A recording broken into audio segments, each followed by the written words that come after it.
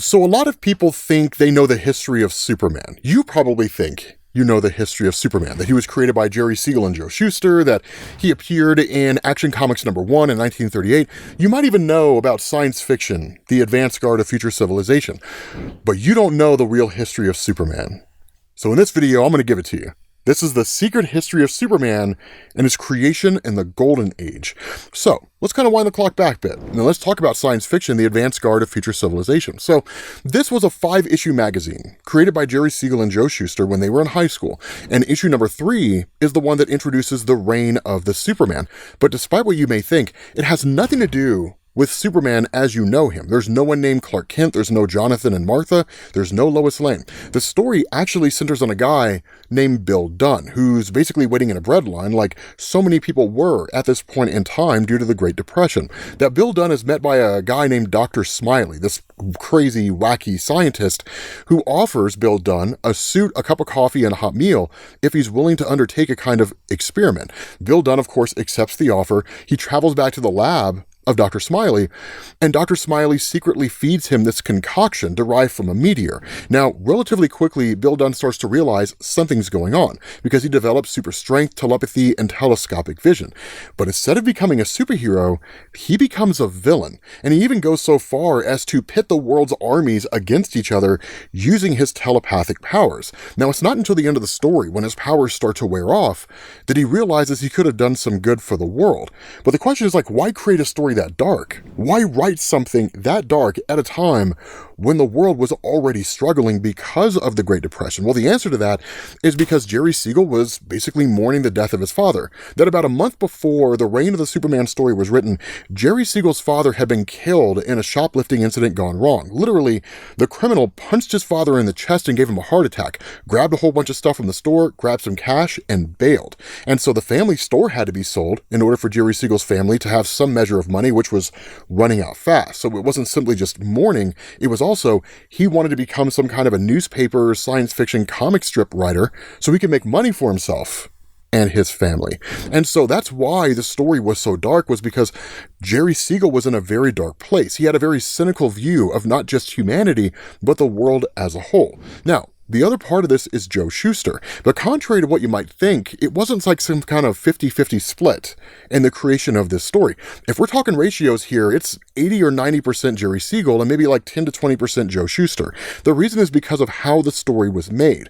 When science fiction, the advance guard of future civilization, was created, it was done in the style of pulp magazines, meaning the pictures that you got were more designed to set the stage or create the scene that the story was going to take place in. So if you went and read a Batman comic right now that was written in the same style as a pulp magazine, you would get like a giant one-page splash that would show you Gotham City. And then you get a wall of text, right?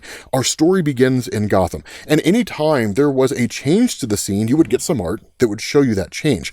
But it's not like it is now with comic books, where you and I are given the story through a combination of artistic renderings and speech bubbles and dialogue. But it is also important to specify here, Joe Shuster wanted to see this succeed as much as anybody else, because Joe Shuster's family was exceedingly poor. In fact, they were so poor, they couldn't afford paper. Joe Shuster learned how to draw on butcher paper. He learned how to draw on wrapping paper and wallpaper that he got out of a trash can, right? So again, these guys needed this story to succeed. The problem is that it didn't. It was a very dark story at a very dark time in society, so it's no wonder people weren't really interested in it. Now, if Brad Ricka's biography on Siegel and Shuster is to be believed, Jerry Siegel and Joe Shuster came across 2 comic books. In fact, they were 2 of the earliest comic books to ever exist, one of which was the first with original art. That was New Fun Comics. The second one was Detective Dan's Secret Operative number 48. Now, we'll circle back around to New Fun here in a little bit, but as far as this part of history goes, the reason why these comics were so important is because it showed Jerry Siegel and Joe Shuster a new market was emerging, that it wasn't just newspaper strips anymore, and it wasn't just pulp magazines, that you could take what were traditionally pulp magazine stories, provide art to them, condense them down in size, and send them out to the presses. And so they went back and they took the original reign of the Superman story and reworked it into a comic book. Now, I do also want to point out that with the original science fiction story and this reworked version, they were sending this out to every newspaper company and every magazine publisher they possibly could, and they were rejected every step of the way. Now, Jerry Siegel was constantly trying to figure out why this was the case, why nobody was interested in what it was that they were creating. His initial thought was because, well, they're young, they're in high school, and so what he actually ended up doing was having Joe Shuster, when he was creating the covers, backdate the story to make it look like it was older than it was, which, by extension, would make Jerry Siegel and Joe Shuster appear older than they were. But nothing was doing. Nobody was interested. So then at that point, Jerry Siegel started thinking, well, maybe it's because I'm not working with anybody who's already in the industry. If I am, then I've got a foot in the door, and then I can network and go from there. So he cuts Joe Shuster loose, and then he starts firing off all these letters to people who were newspaper strip artists within the newspaper and magazine industries. Now, last year in 2024, and I was totally unaware of this, up until maybe like a month or two ago, there was a letter written by Jerry Siegel that sold for $264,000 at auction. The letter was addressed to a guy named Russell Keaton. Now, Russell Keaton was a newspaper strip artist working on a strip called Buck Rogers, and Jerry Siegel had reached out to him, and for whatever reason that made sense to Russell Keaton, he decided to work with Jerry Siegel. And so he gave him like these little bits of advice and these little tips on how to rework the story to make it more appealing to publishers, as well as most likely the general audience. So the entire story of Bill Dunn was completely reworked, and in fact, it was removed and replaced. It was no longer some guy waiting in a bread line who got powers and became a villain.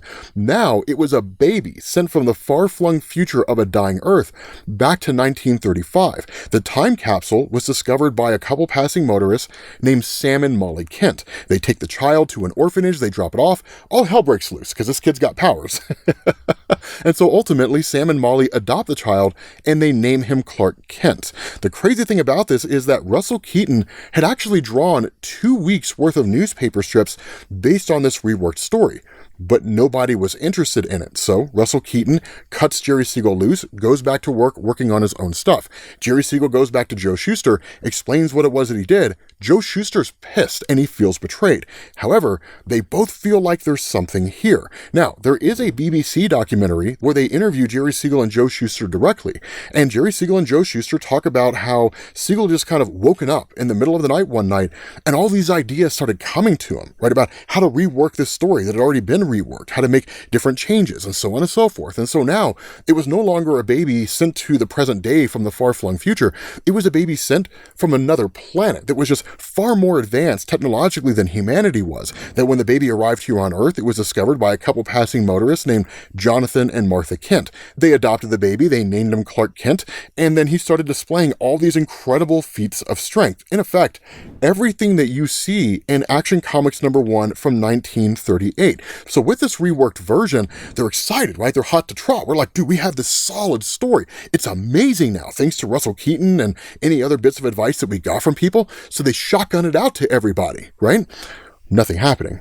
Nothing's doing. No one's interested in this. No one cares about their creation of Superman. And so eventually, they just kind of give up. Right? Not necessarily on finding work within the newspaper strip industry, but on the idea that anybody would ever be interested in publishing their story. And so around this time, they end up finding work for a company called National Allied Publications, which brings us back around to New Fun Comics. So something to understand here, and kind of sidestepping this bit of history for Superman for a second, there is a lot of debate as to what the first real comic book is within the history of the comic book industry. There's some people who say that it is Famous Funnies. That Famous Funnies was the first comic book because it was the first time you saw art condensed down into a comic book form and sent out there for the world to read. Other people say that it's New Fun Comics, that it was the first time that you saw something that was not reprinted material, because that's all Famous Funnies was. It was taking newspaper comic strips, throwing them into a comic book form and sending them out there to the world. But New Fun had never been seen before. But regardless of which way you see it, the two kind of went hand in hand. The reason why is because they set the foundation for this whole new industry. Specifically when it came to New Fun, this was the brainchild of a guy named Malcolm Wheeler Nicholson, who was the creator of National Allied Publications. The problem with this was that Nicholson was basically struggling on all fronts. He couldn't really find a lot of people that were willing to invest in his company because, again, we're talking about the era of the Great Depression, people weren't really willing to take financial risks. He also wasn't really able to find anybody who was willing to distribute his work. So basically getting it from the place where it's created to newspaper stands so people could buy it. So he was kind of isolated on all sides. And so he ended up taking out all kinds of loans in order to keep his company afloat. And that's likely why he hired on Jerry Siegel and Joe Shuster, because they were young high school kids. He could hire them for next to nothing and get a pretty decent amount of work out of them. And in fact, one of the people that he hired in the early days was a guy named Sheldon Mayer. Keep that name in the back of your head, because that guy is going to change everything. So what ends up happening is in the early days of National Allied, Jerry Siegel and Joe Shuster start working on a comic strip called Slam Bradley. He's kind of the predecessor, honestly, to a lot of different characters within National Allied's catalog, right? The early days of Superman and the Golden Age, Batman, to a degree. If you go back and read the old Slam Bradley comics, you'll see a lot of inspiration for future characters that are rooted in his character directly. But again, they weren't really overly focused on Superman. Now, at this point in time, Malcolm Wheeler Nicholson finds himself in business with a guy named Harry Donenfeld, who owned a company called Independent News. And the idea was that Harry Donenfeld would provide circulation for New Fun Comics and for Adventure Comics and Detective Comics, right? These new lines that were being launched by Malcolm Wheeler Nicholson. But instead of this being an incredibly successful financial venture, Nicholson gets screwed over. That what ends up happening is that once they form a joint company together, that Harry Donenfeld sends Malcolm Wheeler Nicholson to Cuba on a vacation. Then Donenfeld buys up all the debt of Malcolm Wheeler Nicholson and then files a lawsuit against him for non-payment. And because Nicholson can't appear in court because he's on vacation, Harry Donenfeld wins through summary judgment. He screwed Nicholson out of his own company, quite literally. And so with Donenfeld in charge, this is where you start to get to this idea that Superman being introduced to the world was almost fate. It was supposed to happen. It was written in the stars.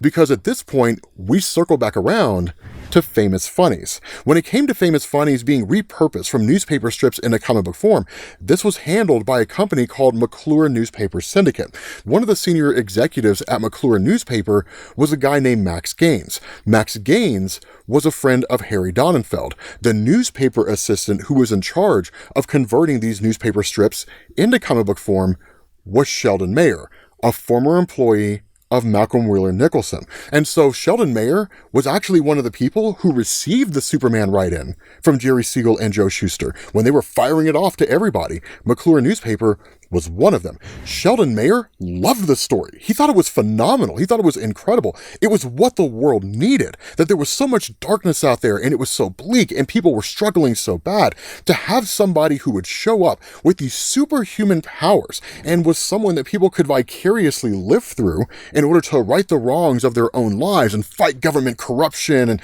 corrupt business owners and things like that. It's what the world needed. And so Harry Donenfeld, wanting to launch a new publication in the form of Action Comics, goes to Max Gaines and he says, "Hey man, we're friends. Do you have any write-ins that we can use for this new comic book line?" Max Gaines goes to his assistant, Sheldon Mayer, says, "Hey man, do you have anything we can use?" Sheldon Mayer slaps Superman in his hand and says, "This story's going to change everything if the interviews with Sheldon Mayer are to be believed."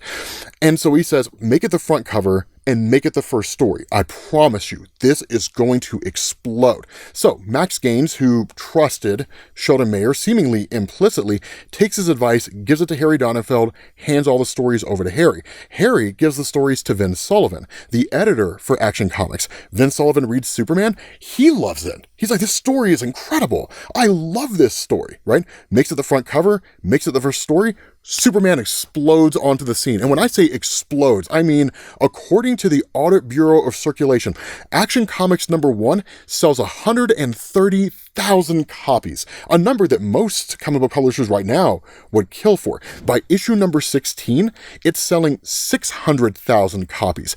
People couldn't get enough of this. The crazy thing about it is that Harry Donenfeld didn't actually have a lot of faith in Superman. That's why if you go and you look up the original Action Comics issues 2 through 6, Superman does not appear on the front cover. And in issue number 4, Harry Donenfeld actually sent out a questionnaire to people who were reading the comic. Why are you buying Action Comics? And far and away, the answer was because it's the one that has Superman, right? So Superman gets a newspaper strip. Companies can't keep that in stock. Superman #1 gets released. Issue number 1 sells out at 500,000 copies. It goes to a second printing, 250,000 copies. That sells out. It goes to a third, 150,000. That sells out. Superman is the hottest thing since sliced bread.